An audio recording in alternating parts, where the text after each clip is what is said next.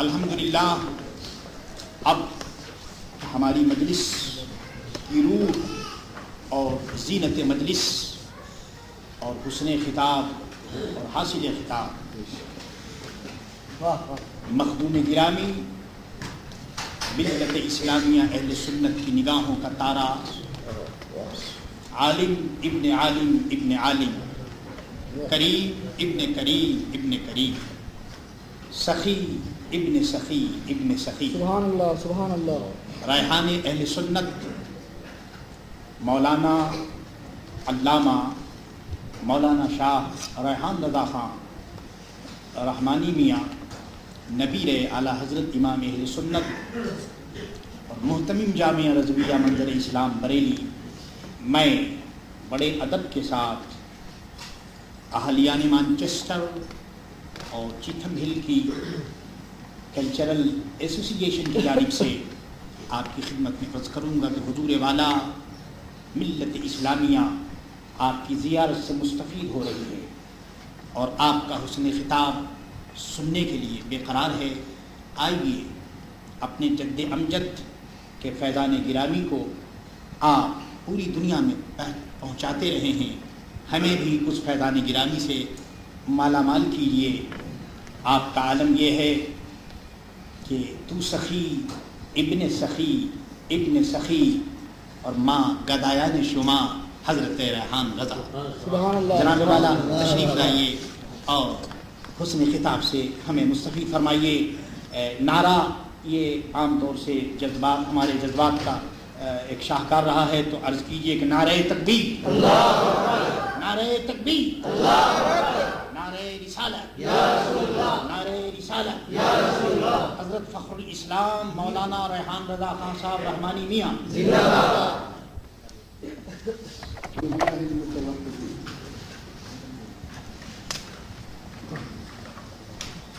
الحمد للہ المتفضل بجلالہ المتفضل وصلاته دائما علی خیر الانام محمدی والآل والاصحاب هم ماوائی عند شدائدی وإلى العظیم توسلی بکتابہ وبأحمدی۔ اما بعد فقد قال اللہ تبارک وتعالی فی القرآن المجید والفرقان الحمید، بسم اللہ الرحمن الرحیم، وللہ العزة ولرسولہ وللمؤمنین ولكن المنافقین لا يعلمون۔ صدق اللہ مولانا العظیم وبلغنا رسولہ النبی الکریم ونحن على ذلك لمن الشاهدين والشاكرين والآمنين والمطمئنين۔ بسم الله الرحمن الرحيم، إن الله وملائكته يصلون على النبي يا أيها الذين آمنوا صلوا عليه وسلموا تسليما۔ اللهم صل على سيدنا محمد وعلى آل سيدنا محمد وبارك وسلم۔ محترم بزرگوں اور عزیز نوجوان ساتھیوں، مجھ سے پہلے برادر طریقت مولانا قمر الزمان اعظمی آپ سے مخاطب تھے اور دین کامل کے اوپر بولتے ہوئے انہوں نے بڑی کامل تقریر فرمائی۔ آپ حضرات بھی محظوظ ہوئے اور میں بھی بہت محظوظ ہو رہا تھا۔ ماشاءاللہ بہت ہی کامل اور مکمل تقریر فرمائی، بڑی جامع اور معنی، جس میں عقیدے کے اوپر بھی روشنی تھی، عمل کی تلقین بھی تھی، عشق رسول کا درس بھی تھا اور سائنس کے حوالے بھی تھے۔ بہت اچھی تقریر کی۔ اللہم زد فضل، اللہ تعالیٰ ان کی زبان میں اور زیادہ طاقت عطا فرمائے۔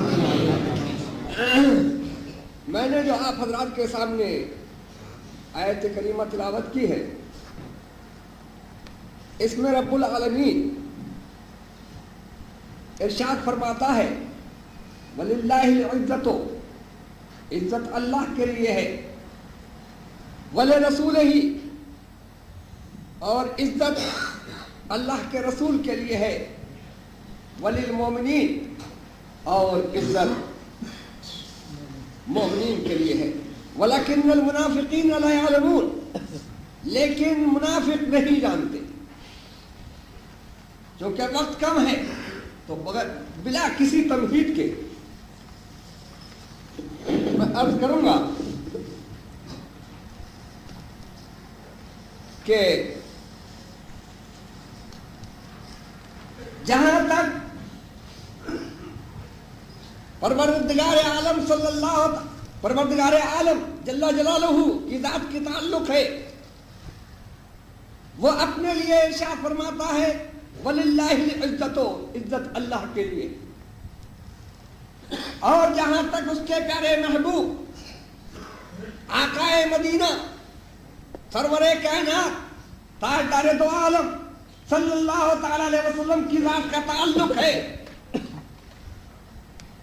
ان کے لیے بھی فرماتا ہے وَلِرَسُولِهِ، عزت اللہ کے رسول کے لیے ہے، پھر اپنے پیارے محبوب کے غلاموں کے لیے، کلمہ پڑھنے والوں کے لیے، ان کا دامن تھامنے والوں کے لیے، ان کے لیے بھی یہی ارشاد فرماتا ہے وَلِلْمُؤْمِنِينَ، اور عزت مومنین کے لیے ہے۔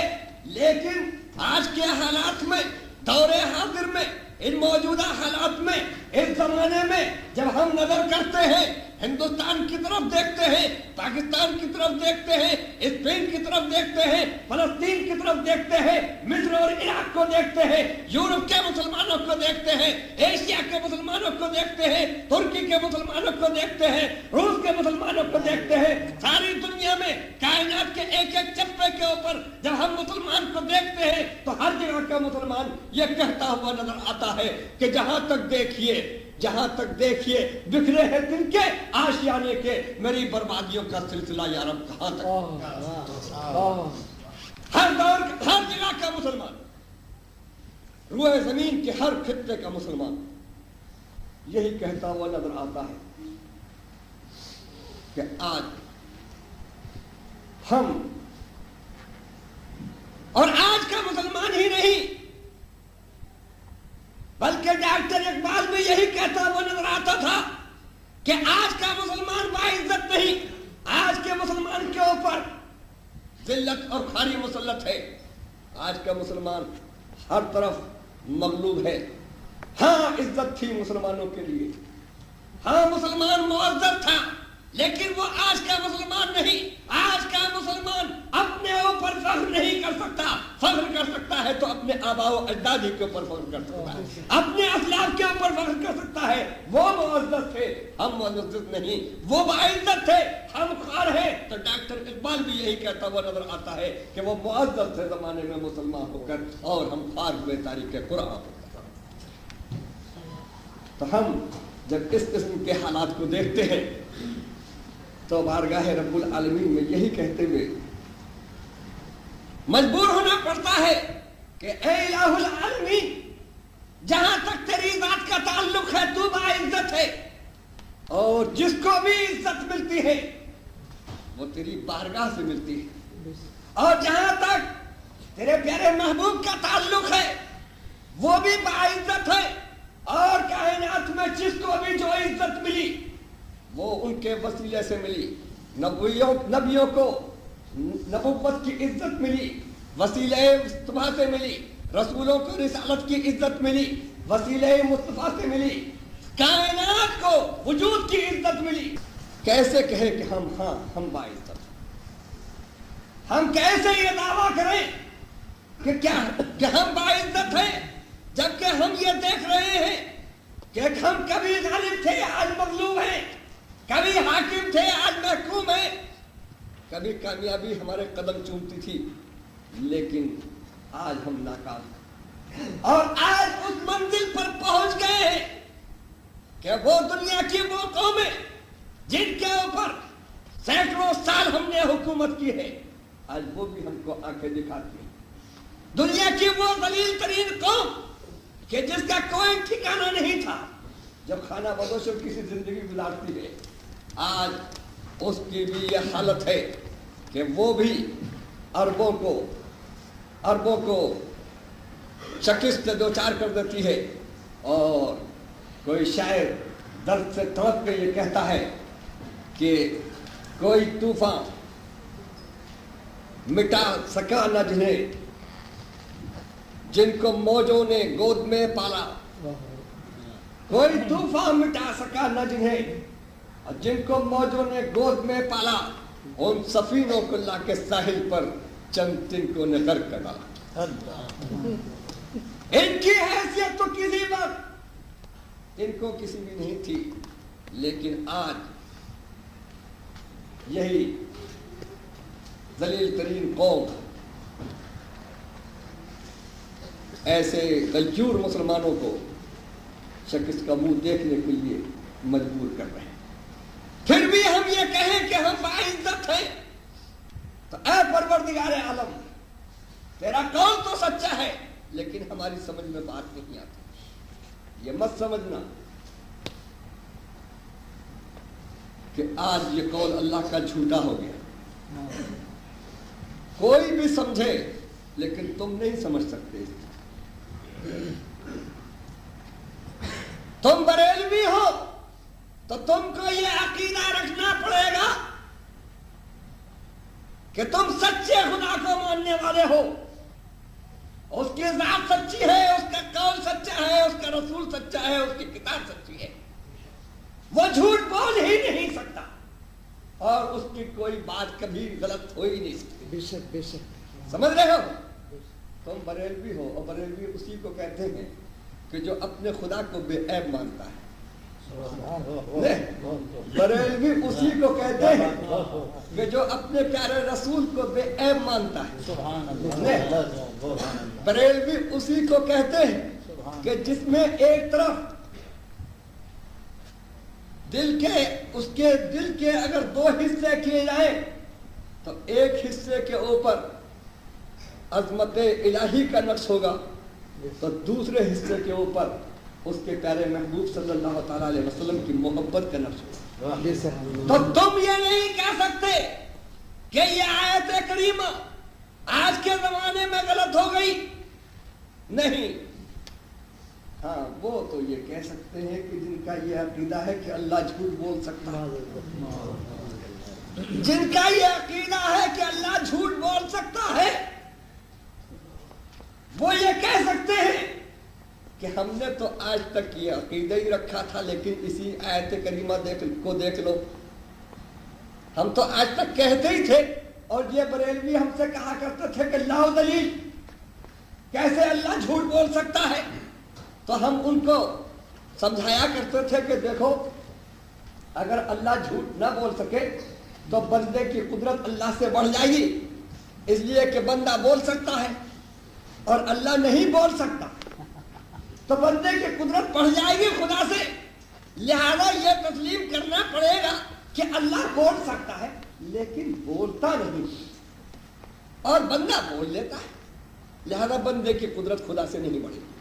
تو کچھ لوگوں نے کہا کہ بھائی اس میں جھوٹی میں کیا بات ہے، تم کو پھر ہے کیا ہر برا کام، کیا وہ چوری کر سکتا ہے اس لیے کہ بندہ چوری کر لیتا ہے؟ کیا وہ زنا کر سکتا ہے اس لیے کہ بندہ زنا بھی کرتا ہے؟ کیا وہ بدفعلی کر سکتا ہے، تھوڑا مرچ بن سکتا ہے اس لیے کہ بندہ بھی بنتا ہے، بندہ یہ سارے کام کرتا ہے؟ تو جناب ان کے مولویوں نے اپنی کتابوں میں لکھا کہ ہاں ہر وہ برا کام کر سکتا ہے جو بندہ کر لیتا ہے لیکن کرتا نہیں ہے۔ تو اب بتائیے کہ ایک بندہ جو زنا کر سکتا ہے لیکن خدا سے ڈرنے کے بعد کرتا نہیں ہے، تو اس میں اور خدا میں کیا فرق ہوا؟ خدا کر سکتا ہے، کرتا نہیں۔ بہت سے بندے بھی ایسے ہیں کہ کر سکتے ہیں لیکن کرتے نہیں ہیں، تو خدا اور بندے میں کیا فرق ہوا؟ کوئی فرق نہیں۔ یہ بھی کر سکتے ہیں، نہیں کرتے، وہ بھی کر سکتا ہے، نہیں کرتا، تو بندے اور خدا میں کوئی فرق نہیں۔ تو میرے دوستو، اس قسم کے عقائد جو لوگ رکھتے ہیں وہ تو کچھ بھی کہیں. یہ ذرا سے تفسیر طلب مسئلہ ہے کہ جب خدا ہر شے کے اوپر قادر ہے، اسی سے لوگوں نے دھوکہ کھایا تو جھوٹ کیوں نہیں بول سکتے؟ ہمارا یہ عقیدہ ہے کہ وہ ہر عیب سے منزہ اور پاک ہے. لوگ یہ کہتے ہیں کہ اللہ ہر شے کے اوپر قادر ہے، تو جھوٹ بھی ایک شے ہے. اور پھر یہ بھی تسلیم کرتے چلے گئے کہ ہاں چوری کر سکتا ہے، کرتا نہیں، ہر برا کام کر سکتا ہے، کرتا نہیں، اس لیے کہ یہ سارے کام ایک شے ہے. اور شے قرآن شریف میں آیا ہے ان اللہ علی کل شیء قدیر، اللہ ہر شے کے اوپر قادر. تو یاد رکھو کہ شے کے معنی شے مشتق ہے مشیت سے، اور مشیت کے معنی ہے چاہنا. سمجھ رہے ہو؟ تو بے شک اللہ جو چاہتا ہے اس کے اوپر قادر. اللہ جس چیز کو چاہتا ہے اس کے اوپر قادر ہے. اور یہیں سے اس کی قدرت میں اور بندے کی قدرت میں فرق ظاہر ہو گیا کہ بندہ جو کچھ چاہے اس کے اوپر قادر نہیں ہوتا ہے، سبحان اللہ، اور خدا جو چاہتا ہے اس کے اوپر قادر. لیکن میرے دوستو، پھر جواب آپ کو اس بات کا دینا ہے کہ آج یہ آیت کریمہ ہے کہ وَلِلَّهِ الْعِزَّةُ وَلِرَسُولِهِ وَلِلْمُؤْمِنِينَ، آج یہ کس طریقے سے صادق ہے؟ آج اس کا مفہوم کیا ہے؟ قرآن نہیں بدلا، قرآن کے معنی نہیں بدلے، قرآن کا مفہوم نہیں بدلا ہے. قرآن کی یہ آیت کریمہ حضور کے زمانے میں بھی صادق تھی، صحابہ کے زمانے میں بھی صادق تھی، اور تابعین کے زمانے میں بھی صادق تھی، اور آج بھی صادق ہے. اور کوئی بھی ایسا وقت نہیں آئے گا کہ جب خدا کی یہ کلام کی یہ آیت کریمہ صادق نہ رہے، ہمیشہ صادق رہے. لیکن فرق صرف اتنا ہے کہ اس آیت کریمہ کے مصداق اللہ کے نیک اور سچے بندے تھے. آج کے دور کا مسلمان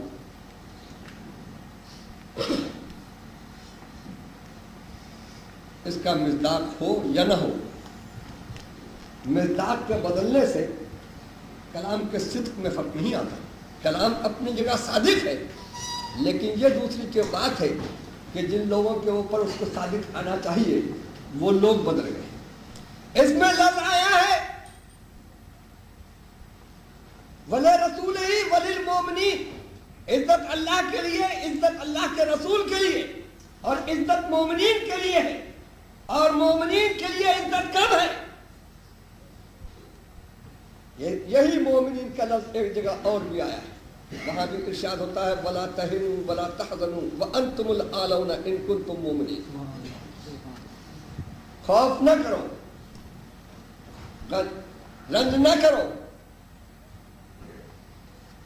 انتم الاولانا، تم ہی بلند و بالا رہو گے. ان کنتم مومنین، اگر تم مومن ہو تو خوف نہ کرو اپنی تعداد کی کمی کا. تم مومن ہو تو اپنے نہتے ہونے کا خوف نہ کرو. تم مومن ہو تو اپنے غریب ہونے کا رنج نہ کرو. یہ مقابلے میں تمہارے تعداد میں زیادہ ہے، ان کے پاس اسلحہ زیادہ ہے، ان کے پاس دولت کی فراوانیاں ہیں، تمہارے پاس ان کے مقابلے کے لیے دنیاوی ساز و سامان نہیں ہے. لا تہنوا ولا تحزنوا، جب بھی کوئی خوف اور غم نہ کرو. انتم الاعلون، تم ہی بلند و بالا رہو گے. لیکن شرط کیا ہے؟ ان کنتم مومنین، اگر تم مومن. تو ہماری تاریخ یہ بتاتی ہے کہ اسلام کے دیوانے، رسول پاک صلی اللہ تعالی علیہ وسلم کے چاہنے والے، جب اعلاء کلمت الحق کے لیے نکلے، مدینے کی چہار دیواری سے عراق پہنچے، مصر پہنچے، ईरान पहुंचे, जहां जहां पहुंचे तादाद कम थी, मुकाबले में लश्कर कुफ्फार 5 गुना ज्यादा था, लेकिन फतह मुसलमानों की। हिंदुस्तान पहुंचे तो एक 16 साल का नन्हा मुजाहिद मोहम्मद बिन कासिम जब सरजमीन सिंध के ऊपर वो पहुंचा तो हिंदुस्तान के तमाम राजा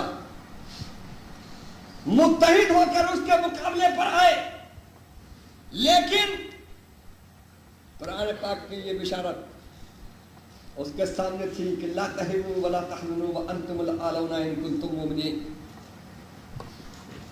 हम देखते हैं कि वो गालिब होते चले गए और 50 साल के कलील अरसे में इस्लाम दुनिया के गोशे गोशे में फैलता चला गया।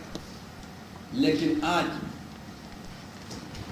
बड़े अफसोस का मुकाम है कि हम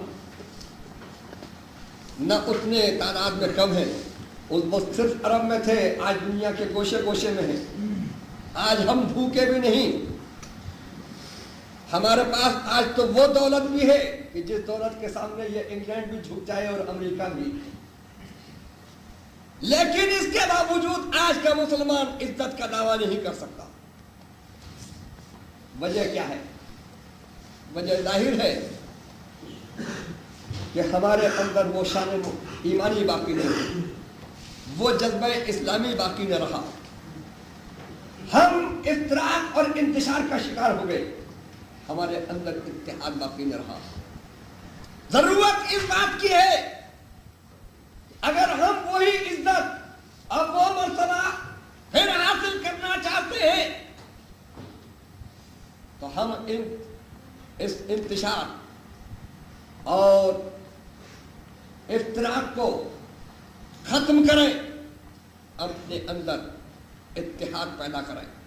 इत्तेहाद पैदा करने के लिए ये भी जरूरी है कि जिन चीजों से ये इफ्तराक और ये तफरीके पैदा हुए हैं उन चीजों को खत्म करें और सब मिलकर मोहम्मदुर रसूलुल्लाह सल्लल्लाहु ताला अलैहि वसल्लम के दामन को थाम ले कि उन्हीं की जात है कि जिन्होंने औस और खजरत जैसे कबीलों को जो एक दूसरे के खून के प्यासे थे, जो एक दूसरे से सदियों से जंग करते चले आए थे, उन्होंने एक कर दिया, दुश्मनों को दोस्त बना दिया और एक दूसरे के खून के प्यासों को भाई भाई बना दिया। उन्होंने सारी दुनिया को इत्तेहाद का पैगाम दिया। तो हम अपने अंदर इत्तेहाद पैदा करें और सब के सब मिलकर मोहम्मदुर रसूलुल्लाह सल्लल्लाहु ताला अलैहि वसल्लम के दामन को थाम ले। जब भी हमको इज्जत मिलेगी, जब भी हमको कामयाबी मिलेगी, जब भी हमको कामरानी मिलेगी। याद रखो मुसलमानों, जब तुम निकले, तुम्हारे आबाओ अजदाद मदीने से निकले थे कि कलमे को हम जगह जगह पहुंचाएंगे, तो यही सलीबी ताकतें हर तरफ से, इंग्लैंड से फ्रांस, जर्मन और डेनमार्क, सब तरफ से ये मुत्तहिद होकर पहुंची थी कि मुसलमानों को जजीरे अरब से बाहर नहीं निकलने दिया जाएगा, मुसलमानों को मदीने और मक्के की चार दीवारी के अंदर बंद कर देंगे। लेकिन तुम्हारे आबाओ अजदाद थे कि जिन्होंने इन मुत्तहिदा ताकतों का मुकाबला किया और जब जान देने का वक्त आया तो जान दे दी, घर बार छोड़ने का वक्त आया तो घर बार को छोड़ दिया, रिश्तेदारों को छोड़ने का वक्त आया रिश्तेदार को छोड़ दिया, और मारो दौलत की कुर्बानी का वक्त आया तो मारो दौलत की कुर्बानी दी।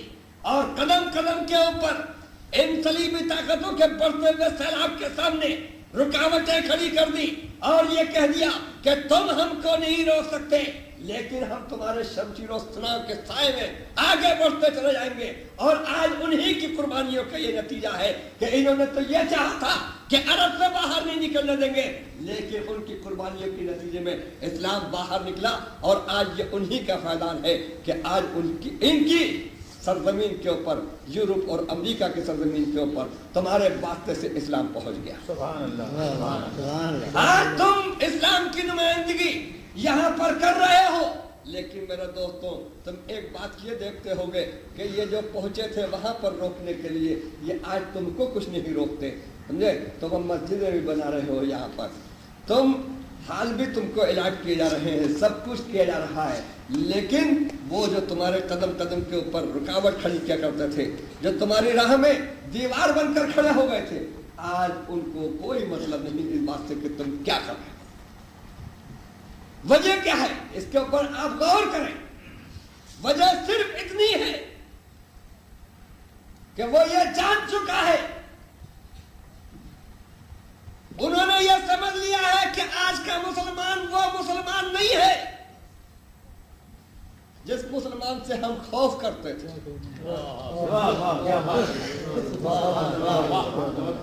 جس مسلمان کے نام سے ہم کانپتے تھے، لرزہ بر اندام ہوتے تھے۔ آج کا مسلمان وہ مسلمان نہیں ہے جس مسلمان کی وجہ سے ہمیں خطرہ پیدا ہو گیا تھا کہ ہماری عیسائیت دم توڑ دے گی، جس مسلمان کی وجہ سے ہم یہ سمجھتے تھے کہ اس کے سامنے نہ ہم باقی رہیں گے، نہ ہمارا مذہب باقی رہے گا، نہ ہمارا کلچر باقی رہے گا، نہ ہماری تہذیب باقی رہے گی، نہ ہمارا تمدن باقی رہے گا۔ وہ مسلمان قصہ پارا نہ بن چکا، ہم اس سے خوف کھاتے تھے۔ ان مسلمانوں سے ڈرنے کی ہم کو ضرورت نہیں، یہ مسلمان تو خود ہم سے ڈرتا ہے، ہم اس کی تہذیب سے ڈرتے تھے۔ اور آج کا مسلمان اس سے ہمیں ڈرنے کی ضرورت نہیں، یہ تو احساس کمتری کا شکار ہو چکا ہے، یہ تو انفیریئرٹی کمپلیکس کا شکار ہو چکا ہے، یہ اپنی تہذیب کو چھوڑ کر ہماری تہذیب کے اوپر ناز کیا کرتا ہے۔ لہذا آؤ، خوب آؤ، ہندوستان سے آؤ، پاکستان سے آؤ، تمہیں سے ہم کو ڈر نہیں، تمہاری زبان سے ہم کو ڈر نہیں، تم نمازیں بھی پڑھو، ہم سے گھر لے لو، نمازیں پڑھو، ہمیں تم سے کوئی خوف نہیں۔ اور جہاں تک تمہارے مذہب کی بات ہے، اب ہمیں اس سے بھی کوئی خوف نہیں رہا، اس لیے کہ ایک وقت تھا جب کہ تمام مسلمان متحد تھے اور اس وقت وہ باہر نکلتے تھے، ان کو یہ شوق ہوتا تھا کہ ہم غیر مسلموں کو کلمہ پڑھوائیں گے، عیسائی کو کلمہ پڑھوائیں گے، یہودی کو کلمہ پڑھوائیں گے، ہندو کو کلمہ پڑھوائیں گے۔ لیکن آج ہم نے تمہارے اندر اتنے تفرقے پیدا کر دیے ہیں، اتنی جماعتیں پیدا کر دی ہیں کہ اب کوئی جماعت آئے گی تو ہم کو کلمہ پڑھانے نہیں آئے گی، تم ہی کو کلمہ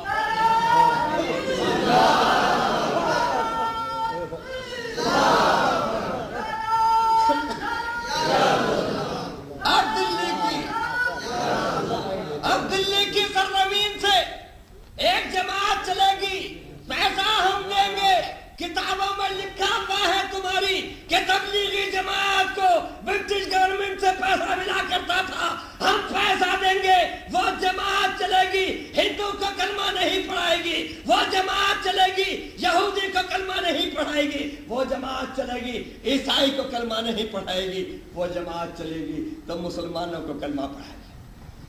اب تمہارے کلمے سے ہم کو ڈر نہیں لگتا، اب تمہاری نمازوں سے ہم کو خوف نہیں آتا، اب تمہارے مذہب کی ہم کو کوئی پرواہ نہیں ہے، اس لیے کہ تم اپنے آپ کو اس حد تک بدل چکے کہ دوسروں کو متاثر نہیں کر سکتے۔